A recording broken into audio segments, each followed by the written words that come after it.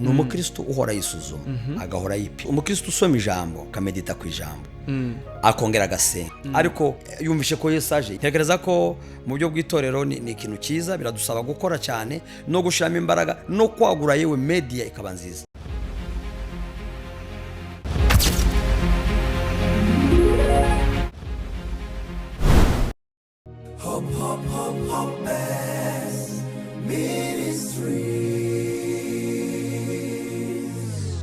Twongeye kubasuhuza mwese abadukurikiye kandi inshuti zacu, abakunzi bacu ku migabane itandukanye. Nk'ibisanzwe turavuze ngo amahoro y'Imana akomeze kubana namwe. Uyu munsi rero turagarutse nanone aho dukomeza kuganira twungurana muri byinshi. Kuri uyu munsi rero nongeye kuguhereza ikaze. Reka mbanze nshimire kandi abakunzi bacu twagiye tubana mu biganiro bitandukanye, bagenda bagaragaza ko turi kumwe, haba mu makomantere, haba abatwandikira, baduha ibitekerezo binyuranye. Turazisoma zose kandi bikomeza kutwongereramo imbaraga kuri uyu murimo. Uyu munsi rero none dufite undi mutumirwa, umukozi w'Imana, tubazaniye kugira ngo twongere duhembuke binyuze mu cy'Imana yamushize ku mutima. Turi kumwe na Pastor Alpha. Tuguhaye ikaze. Murakoze cyane. Twishimiye kubana nawe. Murakoze, nanjye ndishimye kubana namwe. Kandi murakoze kuduha ikaze kuri channel yanyu. Murakomeye, mumeze neza? Turakomeye. Muri Belgique turashima Imana. Turashima Imana. Wadusuye ubu ngubu turi muri Australia niho turi uyu munsi. Yego. Turashima Imana kabisa yagucira inzira ukabasha kuboneka. Murakoze cyane kabisa. Ngira ngo haheruka gina ngaho umwaka ushize. Umwaka ushize. Turashima Imana cyane yagukoresheje ibintu bikomeye, kandi twabashije kunguka. Nubundi turakomeje n'uyu munsi nanone. Murakoze cyane. Australia wayisanze ute? Wabonye imeze ite? Nasanze yameze neza. Klima ni nziza. Mu by'ukuri nasanze bavuga ngo turi mu bukonje bwinshi.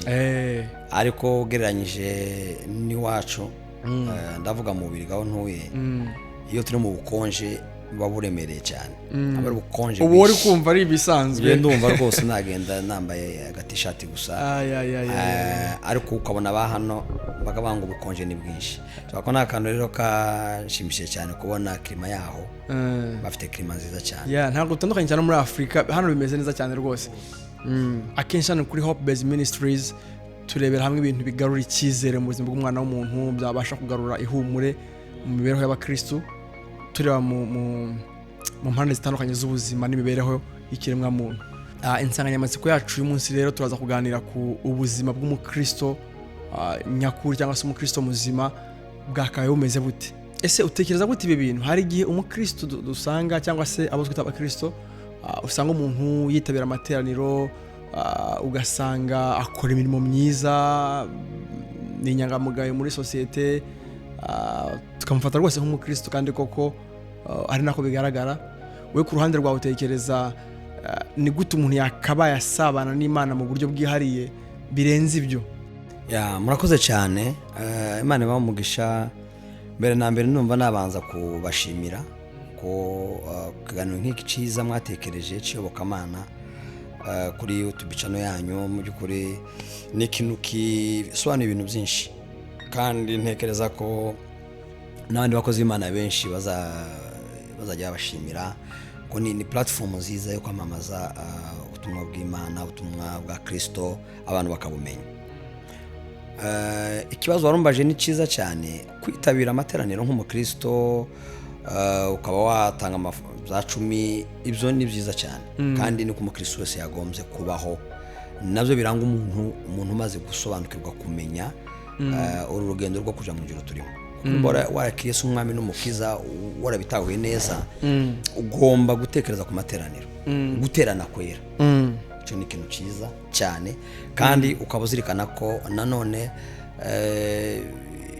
n'imirimo yawe ari myiza. Ibyo nari mvuze, ugatanga cya 10 cyawe, ukitabira, ukubahiriza gahunda zose zijanye n'umurimo w'Imana. Ariko ibyo ntibihagije kuba wagira imirimo, kuba wakora n'ibindi byinshi kugira ngo witwe umukristo.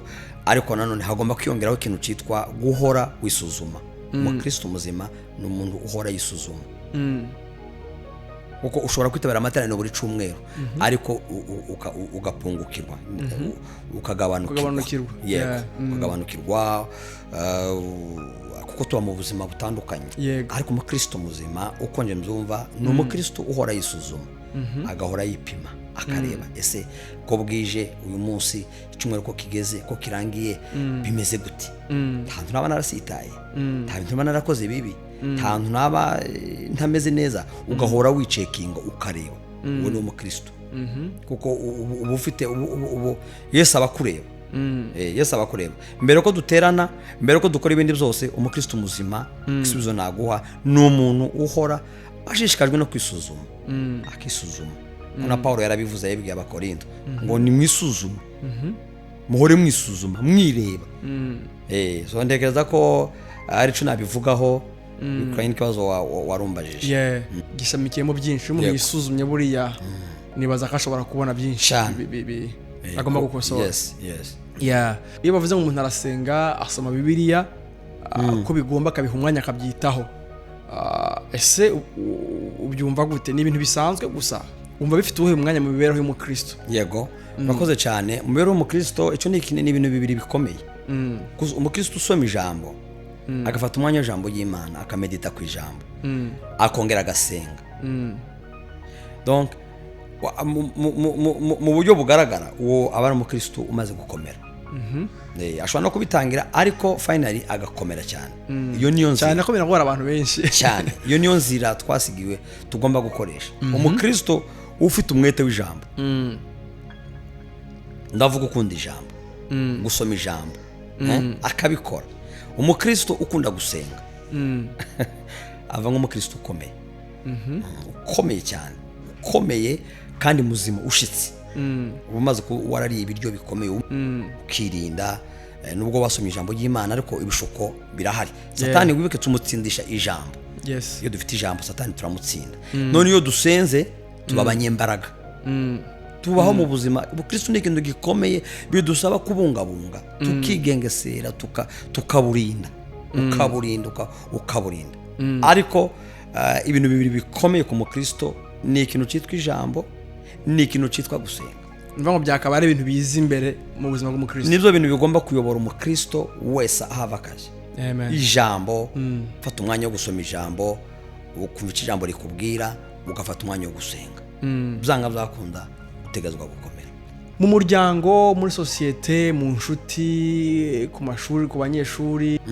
niho akenshi tugaragarira ukabamenya uyu muntu ni umukristo ukamenya uyu muntu ushingiye ku byo twavuze haruguru twe nk'abantu karamuka kavuga uyu muntu yego afite imbuto nziza ni umukristo nkaba namuhamya umuntu nkaba ni umukristo y'umuntu ubona ari gute umukristo muzima yakabaye abaho muri sosiyete cyangwa se mu bantu bamuri iruhande ijambo ry'Imana ritubwira ngo turi inzandiko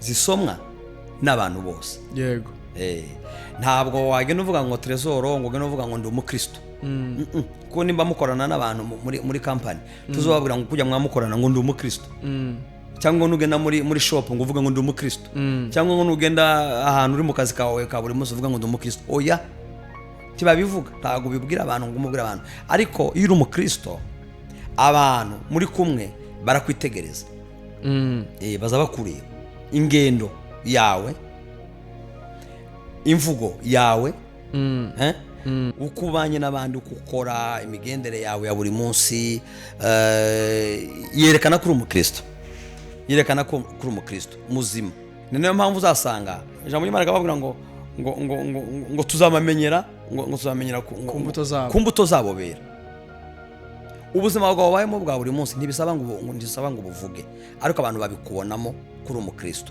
abantu bagavuga ngo uriya muntu koko ni umukristo uriya muntu imvugo ye irerekana ko ari umukristo muri make abakristo dukore cyane kuruta uko tuvuga cyane abakristo dukore cyane kuruta kubivuga kuko ushobora kubwira abantu ngo ndakijijwe atari ko abantu babibona ntabwo wakwipibirira ngo ukore publicité wenyine uvuge ngo ni mundebe hano ngo ndi umukristo tumva none niba turi abakristo koko birarenga bikagaragara imirimo dukora ikagaragaza ko turi abakristo ibyo tuvuga bikagaragaza ko turi abakristo uko tubanye n'abandi bikagaragaza ko turi abakristo uko ubanye n'abandi mu rusengero bigaragaza ko uri umukristo ukijijwe bakabibona uzumva mu rusengero bazavuga ngo nguriya muntu ngo arakijijwe kibaza none ko ari mu rusengero uyu wundi we ntakijijwe donc ni caractère yawe baba bakubonyeho muri iki gihe cy'iterambere riri kwihuta cyane ibintu byose biri ku muvuduko wo hejuru kandi hari ibyiza riri kuzana ku itorero hari n'ibibi ku rundi ruhande wenda nabyo tuzakwirengagiza ariko se utekereza ko n'ubuhe buryo bwiza inyungu z'itekinoloji iterambere ama social media ama platform yose menshi ahari utekereza ubuhe buryo bwiza cyangwa se n'izi ngaruka nziza bifite ku itorero cyangwa se ku bakristo ba none? Yego urakoze cyane cyo ni ikintu cyiza ndabanza mvuge ingaruka mbi bidufitiye social media iriruka cyane kandi ni kwigenda izana iterambere rimwe rirenze n'ubwenge bw'abantu rero challenge iri ku itorero rya none nuko mushiduka uko ibintu bigenda bihindagurika buri munsi bimwe bitari byiza imico mibi satani arakoresha uburyo bukomeye cyane meme n'amatelefone abantu bakoresha ibintu byinshi kuko abantu baribwa buri munsi kubera iri koranabuhanga rero ugasanga n'abakristo abantu babarizwa mu itorero babarizwa muri izo babarizwa mu biba bije bishasha bagapfa kwiruka gusa ati haje kino reka nako tugende batazi n'ingaruka irimo n'ibyo ari byo ku buryo iyo ni challenge ntekereza ko itorero rifite ya none basabwa gukora cyane basabwa gukora cyane kuko uko isi uko social media izamuka hari iragenda itanga na Satani arayikoresha yego Satani arayikoresha cyane ugasanga nibyo abantu bashaka gutindaho ariko mu buryo bw'iyobokamana ntekereza ko nanone bidufitiye inyungu nziza kuko umuntu ubonye naricara reba nk'uko kwawe utangiye ikiganiro cy'iyobokamana kuri YouTube channel umuntu uzadukurikira ko turavuga amakuru ya Kristo ko turavuga amakuru y'Imana ashobora kureba kino kiganiro ari ahantu yihebye ari ahantu kure acitse intege yagikurikira akafata yo ndafashijwe donc nabyo byaradufashije kuko mu by'ukuri ubutumwa buri kwihuta cyane ntabwo ubutumwa usari dimanche gusa oya no kuwa mbere mu rugo kwa Trezor ubutumwa buravuga n'ahandi dimanche buravuga kuwa kabiri turahanga kuwa gatatu turahanga donc birihuta nabyo cyane mu kumenyekanisha ivuga butumwa no kwagura ubwami bw'Imana ntekereza ko mu byo bw'itorero ni ikintu cyiza biradusaba gukora cyane no gushiramo imbaraga no kwagura yewe media ikaba nziza ntitwishyiremo imbaraga nk'ahubwo no kwishyiramo imbaraga ikagaragara neza igakora neza kuko iri gutabara abantu benshi iri gufasha abantu benshi cyane bari gufashwa na social media ari abantu bamaze imyaka baba mu mago batajya basohoka mu mago kubera sante yabo n'ibindi ariko imbaraga za social media zibasanga no mu bitaro zikabasanga mu mago zikabasanga aho bagorewe abari ahantu bije social media ikagerayo ikavuga ubutumwa abantu bagakira ni byiza cyane ariko kandi abantu babe maso kuko Satani nawe arayikoresha cyane isuku itera imbere nako ubuzima bugenda bugora abantu benshi ku buryo usanga abantu bamwe amadepression yabaye menshi kwiyahura niko byongera ibyo by'amakuru hirya no hino bigaragaza ko abantu bagenda babura icyizere cyo kubaho yego nk'umushumba umukozi w'Imana ni icyumba wasangiza abantu bari mu bihe bimeze gutyo bari kugana aho hantu hanyuma tugana ku musozo wenda uraza no kutubwira ubutumwa waho abakristo dukurikiye muri aka kanya nihe dukwiye gushyira imbaraga n'icyumva wabasangiza muri urwo rugendo rwo gukomeza kuba abakristo no kubaho nk'abakristo yego urakoze cyane icyo novuga mu by'ukuri ni message naho umuntu uri guca mu bihe bigoye umuntu wihebye umuntu ubabaye ufite agahinda bikuranye n'ubuzima arimo ari gucamo kuko buriya turabonana nkunze gutanga urugero tubonana mu madimanshi tugataha ariko iyo dutashe ntituzaho umuntu abatashe hari ubuzima bw'umuntu iriya mu rugo rutandukanye waba uri guca mu bihe bigoye pe ubabaye utishimye ufite agahinda urarwaye uremerewe warabuze iki uri mu bihe bigoye ikintu kimwe nakubwira ni ugutumbira Yesu kuko twaravuze na dimanche ni ugutumbira Yesu ukareba Yesu ugahamagara Yesu twavuze kuri iriya mpumyi Yesu yahumuye yaratabaje gusa, yaragowe, ababaye, aremerewe, arembye cyane. Donc yari umuntu abantu bacaho muri societe, yari umuntu udafite utifuzwa, nta muntu ashaka kumubona, nta muntu ashaka kumukoraho, nta muntu ashaka kumusuhuza, yari umuntu usa n'uwatawe. Ariko yumvishe ko Yesu aje, yaratatse. Yego. Nta urashobora kugera igihe waratakiye abantu bakakwiyorera, waratakiye umuryango ukakwiyorera, birashoboka. Ariko yumvishe ko Yesu aje, anezezwa no gutaka, atabaza Yesu. Yaravuze ngo Yesu mwana wa Dawudi, mbabarira. Iryo zina rero ahantu hose uko nabishuriwe, ahantu hose uri, ikigaragaza uri gucamo, iyo urihamagaye niryo ryihuta, niwe useruka vuba aho mu rugo, ni naho gusanga ahantu hose uri akagutabara kandi akagukiza, kuruta uko watekereza gutabaza abandi bantu. Banza uhamagare Yesu, uvuge ngo Yesu ngwino ntabare, Yesu ngwino ndengere, Yesu ndakwinginze fasha bana nanje. Yesu iyo umuhamagaye ugahamagara iryo zina, ntabwo rizarizira ubusa, rijyariza kandi rigakora. Ugerageze ibyo waba uri kunyuramo byose, uhamagare Yesu, uvuge ngo Yesu ndakwinginze ngwino. Iyo ni isengesho rito ariko rifite imbaraga. Umuhamagara, umwegereza, umubwira ngo ngwino mu rugo rwanje, ndakwiyegereje, Yesu azaza. Ibyo ni ibintu biri simple kubivuga ko amuhamagara, kandi biremereye cyane. Ntekereza ko ibi waba uri gucamo uzabona igisubizo kandi uzabona ubutabazi, kubera ko uhamagaye izina rya Yesu mu buzima bwawe.